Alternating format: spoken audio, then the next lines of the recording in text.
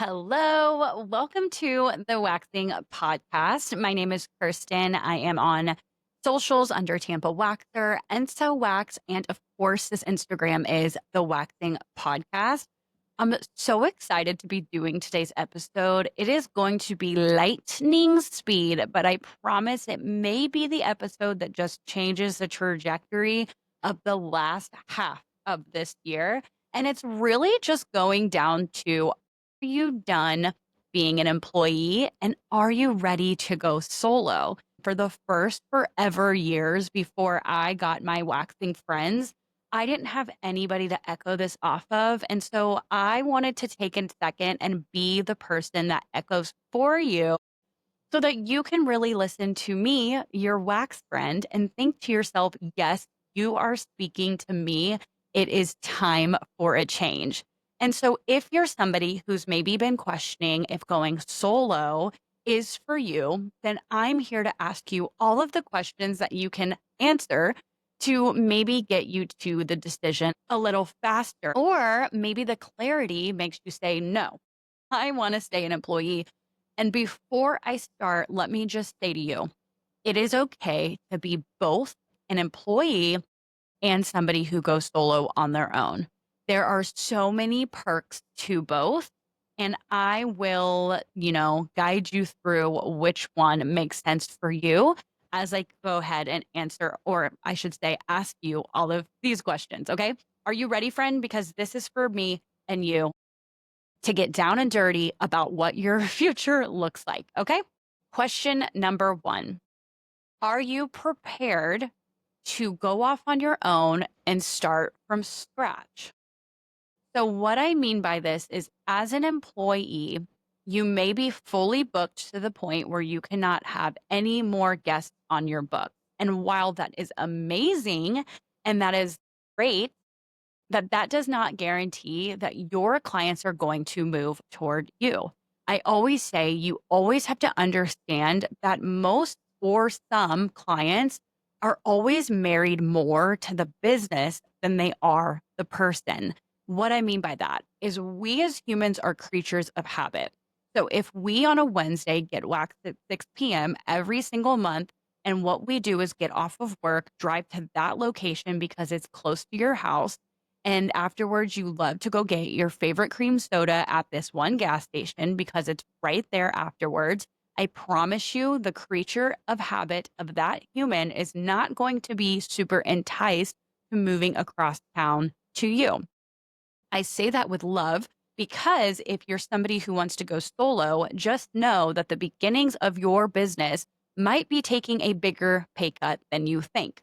However, if you're somebody who is up for the challenge, is up for the marketing, my recommendation is while you're still employed, figure out ways that you can start uniquely marketing yourself by doing like website build out or SEO on your website while you're employed so you can pay for it, or just figuring out fun ways that you can already set yourself up for being found outside of your employed job. Question two. Are you ready to take on more responsibility because you like the autonomy of having your own schedule? So, what's really cool about going solo is that you can start your day at 9 a.m., 2 p.m., 4 p.m., or whatever AM, PM ideal schedule you want. This is really great for people who have kids or who, just want to have a more flexible schedule that meets the requirements for the future them?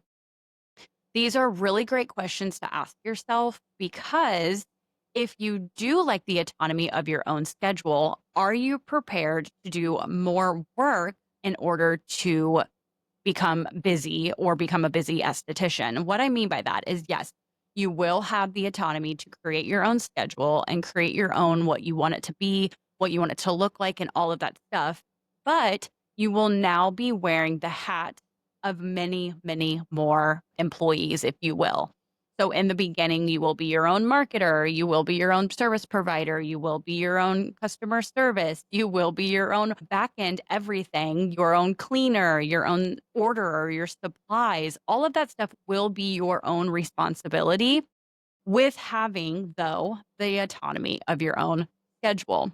I say that because when you're an employee, you are somebody who gets to walk into work, clock on in, take your clients, and leave. Your boss is responsible for everything else. And so just keeping a mental note in your head and saying, what does my boss do and what does that entail? Is there a customer service person, meaning like a receptionist? Okay, what does that person do? Is there like a cleaner that comes in once a week for this business? Okay, how much does that cost? Is that something that I'm going to want to do on a Sunday when my friends are all out at brunch? Am I going to be okay with going into my own studio and doing a deep clean if I can't afford a um a cleaner? Am I going to be okay with after taking clients for 7 hours straight, going home and going through emails and requests and all of the things that my clients are entailing to do for a while, right? Until you grow. You guys, this is actually sounding more daunting than I expected. Maybe this is just like a make sure you know what it entails. And I also want to tell you that I am not coming at this being like everybody should stay an employee. I don't think that at all.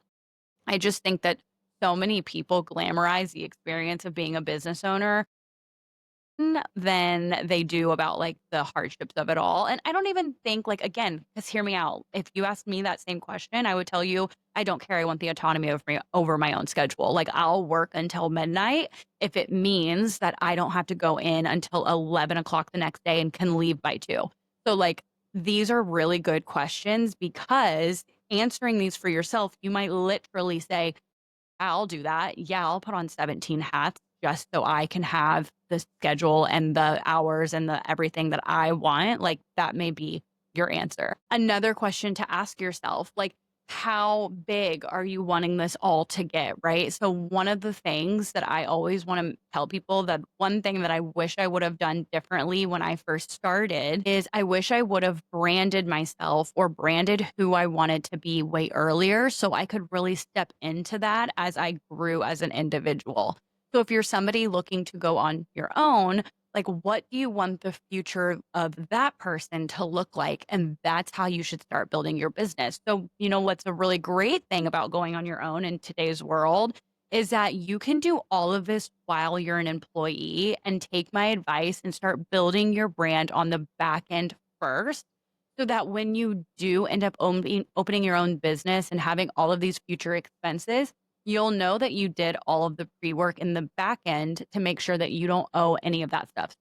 So think website, SEO, like if you start doing like booking systems, things like that, like all of your systems are in place so that when you get to your own studio, you have to focus on product, furniture, Facebook ads, or marketing cards or Canva, blah, blah, blah, like ordering forms, things like that. But you have a big chunk taken care of. So that's really nice if you're somebody who is currently employed because then you can start putting like aside 15% of your paycheck every single day or every single week in order to pay for the future you. Sometimes I feel like I go off track and then I'm like, I'm still here, right? We're still there. Yes. So making sure that you build the life that you want it to look like in advance and not just like, figuring it out. I do think figuring it out is possible. So this isn't to say that people that didn't just figure it out succeed, right? I've seen a ton of people do that succeed. However, if you're listening to this podcast and you're getting some words of wisdom and advice from somebody who's already done it, I'm going to tell you right now, try to be as prepared to look a certain way as you can to your clients so that you can attract exactly who you want to have. Look more built than you are, look more established than you are. And I say that with love because clients love to feel like they're going somewhere exclusive to their area or somewhere that aligns with themselves. And so make that look like the way you want your clients to be. This is a really big one and something that I always ask people when they want to go out on their own. Are you ready to provide marketing to social media? We are in a social media time where I'm not saying that your whole business needs to be focused on social media and social media alone, but it will be a part of your business in the beginning. So, are you okay with what that looks like in order to attract clients? If you're an employee and your boss has been taking care of it, I can promise you so many hours, time, strategic situations, ideas have been taken into account to make that happen. So make sure that you know that you will have to set out time to get that going. And while it's so fun, it's just more hours on your day. So you may be totally into creating your own vibe, which is so awesome. Or you may have all of these ideas. Great. Keep the momentum going because you can surely do it. I want everybody on this episode to, again, hear all the questions that I asked myself or my friends asked me when I went out on my own, but didn't necessarily have in the beginning, right? And it's like if I am speaking to you or through you or at you, here's the thing. A lot of wax brands load up their formulas with fuzzy ingredients for the marketing label. Think lavender, zinc, acai, matcha, 24 karat gold, unicorn dust, you name it. But half of it doesn't do anything once it hits the skin, and the real performance suffers. At Enso, we don't chase trends, we chase results. Our waxes are made with high quality, functional ingredients that actually support the skin and help you work efficiently. No gimmicks, no fillers, just wax that melts beautifully, spreads like butter, and is a wax that your clients notice.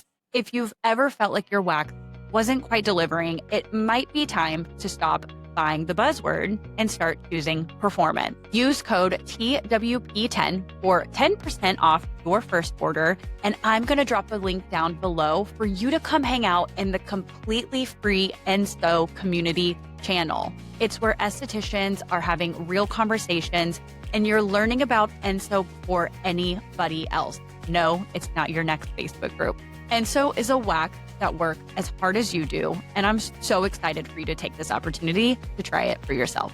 I guess it doesn't really matter as long as you're listening to this and saying, no, I am ready to go on my own. Or maybe an employee isn't that bad because honestly, being an employee is great. Like I told someone, and on my last podcast, but I was also talking to somebody in person. I'm like, if you were my boss, I would literally consider never leaving because sometimes having a good boss equals you having like a fulfilled life and having the opportunity to have a really cool boss do everything for you and you just walk in and have those relationships with your clients. Like it's amazing. It is something that I think our industry takes for granted. And I wish so many more people would talk so highly of being an employee. And really, in our business, we could even challenge if employee is the right word. I think if you're a service provider and you're working in someone else's business, it can be looked at as being an intrapreneur, which is somebody who works, yes, in someone else's business, but has full autonomy over the money that they make in their treatment room. And what I mean by that is like adding services on, getting people to buy retail, making sure that you're getting booked by making sure you keep your current clients. That's all coming from you.